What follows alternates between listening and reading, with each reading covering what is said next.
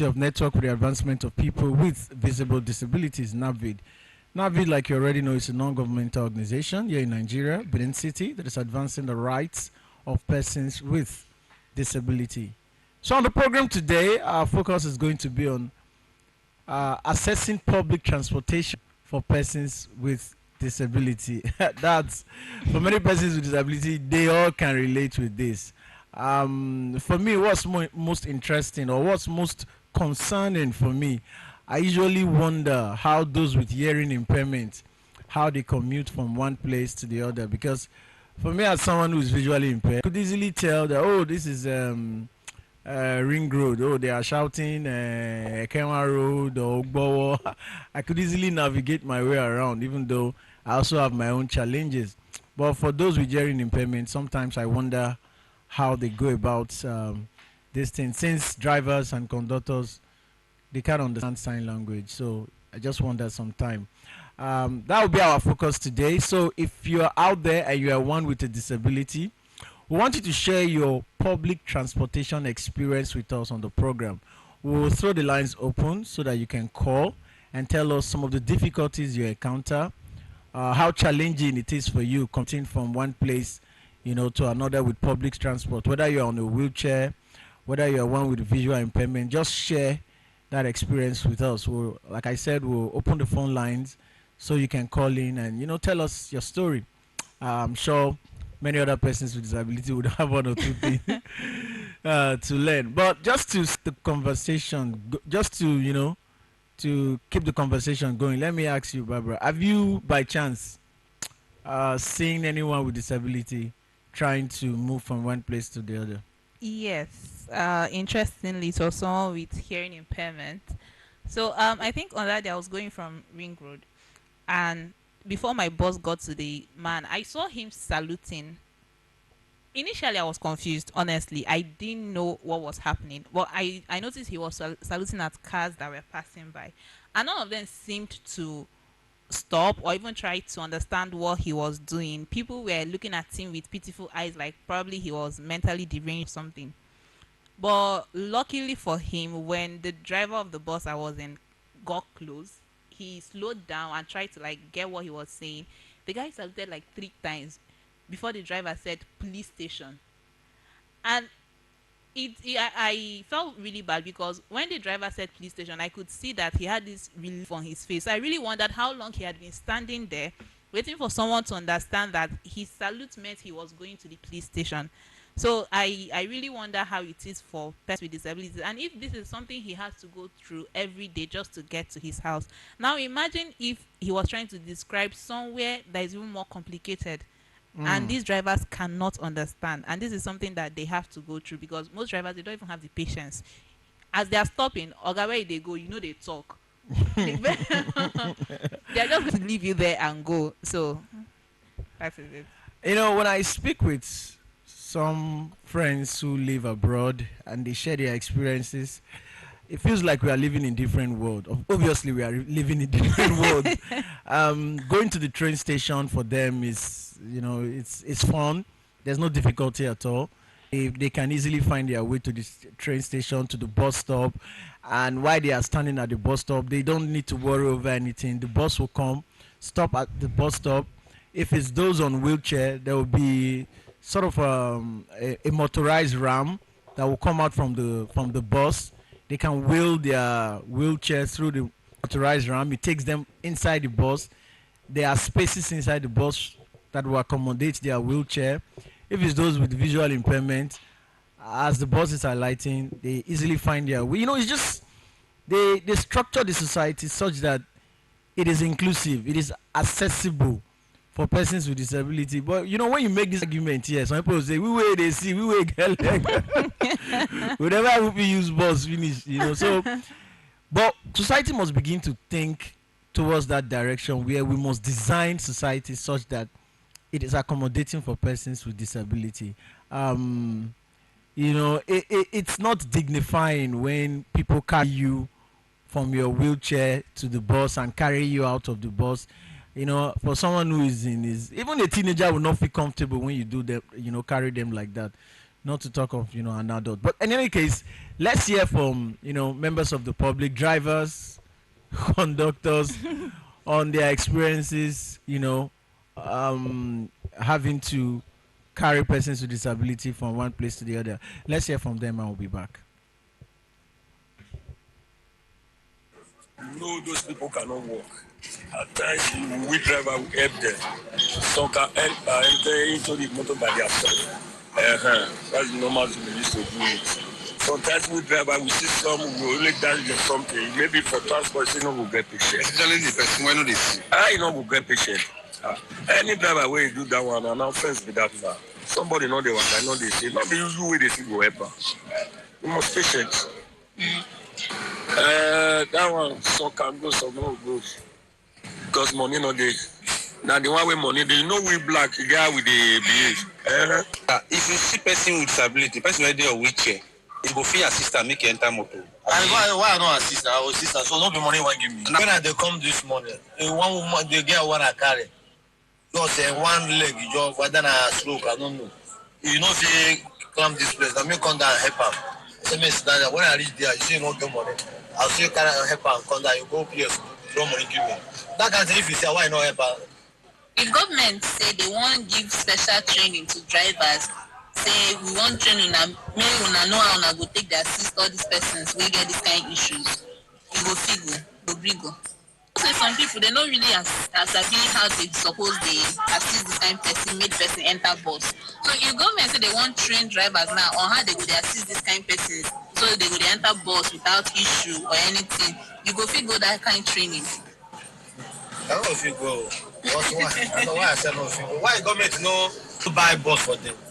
Employ driver. That kind of thing government get. Okay, so wetin dey talk now be say make government buy their own bus wey go dey carry those kind. You don't employ person. Every ending of month you will pay them. You know say that one just focus that one. Because me no feel leave my work. We go there assist the person where they wheelchair or something like that. I don't think so. Okay. The reason is this, because transportation in Central Park or Edo State here is very expensive. Okay. Because of the cost of things, mostly the fuel and diesel issue of a thing. Understand?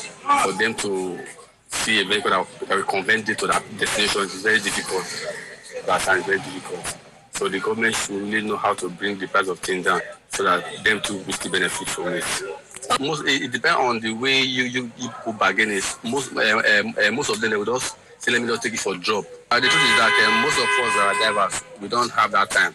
But like person like me, whenever I see those people, I pity them because my mom was once like that. Okay. So whenever I see them, I pity them. I even beg the pastor, I beg, but I don't know this man carry so much to attend the seminar or anything like that. We would not like to carry them. If you carry them, it's going to be a problem. Them, anywhere they are going now, you see 15 now. And maybe they will not be pricing very low. We get there to come along you me. Or when do we get there? We say don't be here they go. I never reach here they go. I don't pass through. You not carry us about. The people will ask about you carry a go back and she cannot able to explain exactly where she him or her is in that. In fact, it's a problem. Among the disabilities also included the dumb and deaf. Open their phone, tell you where they are, so you can able to know where they are going. Those driver who have that time. I will leave my work now, go to a particular and sit down, listening to how to communicate with them and all. We don't have time. Then too, in most cases when they come, some don't are educated among them. They will just bring out their phone. Their phone and type. You will see where you can able to read it and know where they are going. Yeah, so if I able to describe it, when road and run about like this, so cool. They do like this, like police station. Baba say, what do I want to Hilarious responses there. That guy just said Ozeba. Not carry Ozeba. I mean, why we are laughing is a serious issue. The thing is that for those of us who are persons with disability, it's not fun when we go out and people try to attend us just based on pity. The man said, they see them, I pity them. It should not be a function of pity. It should be a function of creating a society that works for everybody. That's how it is done elsewhere. But I want us to hear from persons with disability themselves so that we can feel their pulse. Barbara, I think you should give out the lines now. Okay, the phone number is 070 3217 2047 070 3217 2047. All right, you can start calling now. You don't even have to have a disability to contribute. I mean, you've seen these people try to move around. You can also share your experience, your thoughts about what you think government can do to make public transportation more accessible, for persons with disability. Every time government makes announcement that they are buying buses, but sometimes you wonder, when making orders for these buses, do they ever contemplate that there will be person on wheelchair that would use these buses? Do they have us in mind when they place order for these buses, or they just feel that when they are thinking about the citizenry, they are thinking about a particular demographics? Yeah, they're just thinking about a particular kind of people. Do they think of everybody that these buses we are providing, we should not exclude? Hello, seems like we have a call. Hello. Hello. Good afternoon. Your name and where you're calling from? Good afternoon. I'm calling from Benin. All right, Benin. You know what we are talking about. Just go ahead. I've had a row of two occasions like that. I'm a boatman, and there was a guy I wanted to go and pay ordered for a ride. The way he was describing the place, I was already annoyed because he was not describing it well. But as soon as I got to where the guy is on a wheelchair, you said there's nothing like pity, that we should like to create an environment for everybody. I felt pity for him.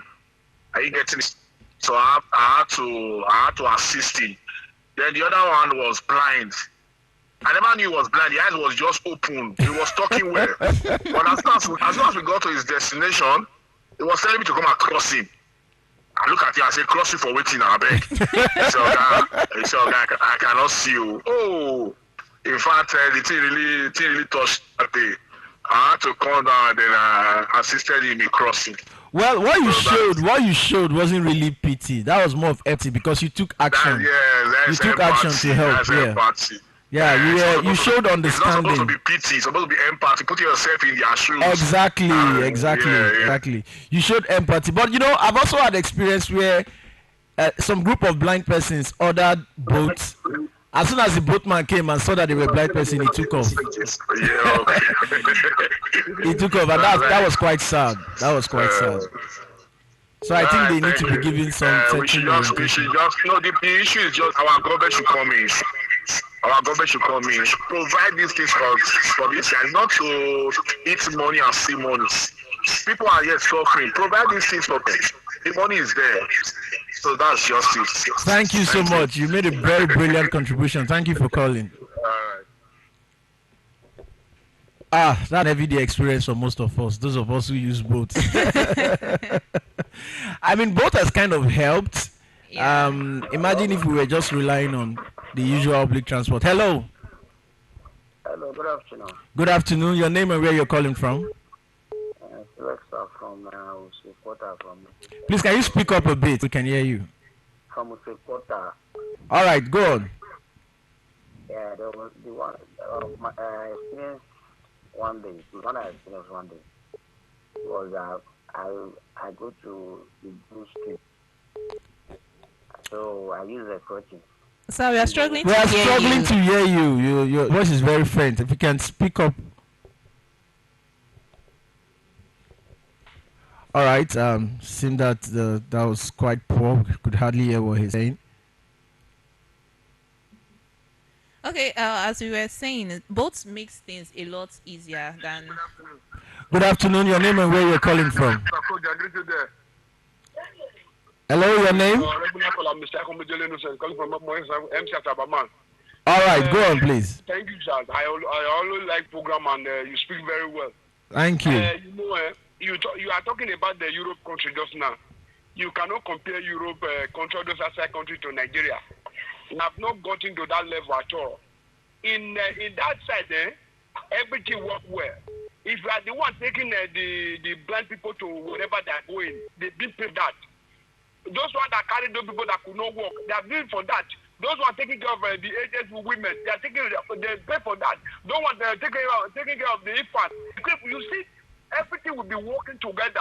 everything will be enjoyed during the this thing. The money will be going outside the country there. It will not go outside another place. You understand now? Like this, not like that. Government should, you know, say, this like we now, we desegregate. Even your own house, if you are sick, then they carry you from everybody. Everybody will hate you. Not to even talk of the person where you don't even know. Hello? I can get you, but you are saying abroad is developed. Shouldn't we? At least you've grown enough to know the way I'm talking. People were there, not they hate you. I know, and I will feel carry this man. So, not to talk of person you didn't know. We have not gotten to that stage at all. I'm telling you. Shouldn't we aspire to get there? Shouldn't we aspire to get there? Hello? Shouldn't we aspire to get there? If somebody has done what? You said we have not gotten there. I'm asking, should we remain like this, or we should try to get there where those people are now? No, you know, at least I understand you. You also understand me. You understand now? Government should do. They should have a neighbor environment for them.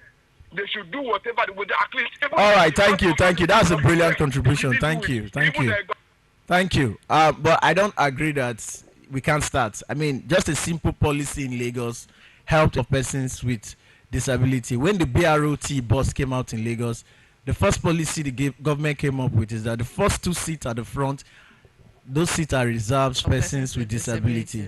So that simple policies like that can help. Yeah, can help. Hello? Hello, good afternoon. Good afternoon. Your name and where you're calling from? This is an honorable media prefect. All right, go on, please. Yes, and actually concerning this disability issue, most times, to be sincere, most of these drivers, sometimes they don't give time to these disability people to really tell them or to express where they are really going to. I believe the last time I was in Central Park. I know some of them can hear me very well when I was there. Mr. Fiscal Koje, you know me very well. All right. And yes, when I went there, I was trying to even educate them about this disability issue. Their response was very poor. It was those in Dancing Junction. They were trying to, they tried to adapt to it. And the issue I have with them, please, drivers are hearing me. Sometimes, if disability person is trying to explain where it's going to, please, they should just give him attention so that he will tell them. If he doesn't understand, maybe he can ask somebody. Maybe from there he can get where he or she is, he or she is trying to go to. That's just the issue. They should give time attention to really tell them where they're going to. Okay. Thank you. Well, that's a good one. I think we're talking about patience, and I think patience is a virtue that drivers really lack, honestly, from what I've seen. Because sometimes I see drivers that, especially the ones going to Sapele Road. Please don't be specific. I think it's everywhere. Hello, your name and where you're calling from. Okay. I think it's everywhere. Yeah, it is everywhere though. Talking about the Central Park, and I'm sure there are so many other parks in Nigeria. The question is the management of that park. Are they even aware that the people that would use that park are not just people with eyes, ears, and legs? There are people who are not. Hello, your name and where you're calling from? Hello? Seem we lost that call. You know, by the time they start having this mindset from the design of the park, they are already thinking persons with disability. So the design, first of all, should accommodate how wheelchair will come in, how they would find their way to where the buses are, and how they will commute. But I don't know. It's just sometimes these things would have been designed before we start struggling about accommodating persons with disability. Sure. When from day one, that's how. So that's why we always advocate that when designing policies for persons, for citizens generally, persons with disability should be involved so that you can create a space for us. Hello, your name and where you're calling from? Hello, good afternoon. Good afternoon. Yeah. Who am I speaking with? You said? Hello? We lost that call. Okay. Okay, so we're talking about design, and I think sometimes when we talk about designs, it starts from before the building is even in place. It starts from the architecture of drawing up that park. If it has been designed before the construction goes on, that there should be ramps, and even the buses that are being used, they don't have ramps. So imagine them coming in contact with someone that is on wheelchair. The wheelchair cannot enter that bus, and the driver feels like there is no time. He has to try and go as many trips as he can go in a day, so that he's going to make enough money. So I think that is why most of them, they do not have the patience to wait for anything. I mean, they can be signpost in buses so that a deaf person comes and just with the signpost on the bus, he already knows the direction where the bus is going to. I think this should be our last call. Hello? Hello, good afternoon. Good afternoon. Doctor. Can you turn down the volume on your radio so we could hear you? Okay. Already doing it now. All right, So, go on. my name is Jimmy. I'm coming from. All right, go on. Okay. Okay, I hear what I say about a dry eye or somebody with wheelchair. As I talk about it, I have a taxi driver. He get one I want to carry last week. He put me to problem. He gave you problem. Yes. Okay, how? What type of problem? Okay, yes. He tell me say to go Ramat. Okay. No, say Ramat. That source, the Ramat. If you park anywhere, they'll carry you go to Kamak. They'll carry you. You get a lot of money. I said, this place, that they say like that. Do I want you to do it now? When I park there before the money come down, that's what me. I spent 15,000. Wahala. Yes. Yes. Men are still look into it. Like me, I know if you carry blind person with wheelchair, I'm into problem. The best thing, I leave and go where they go.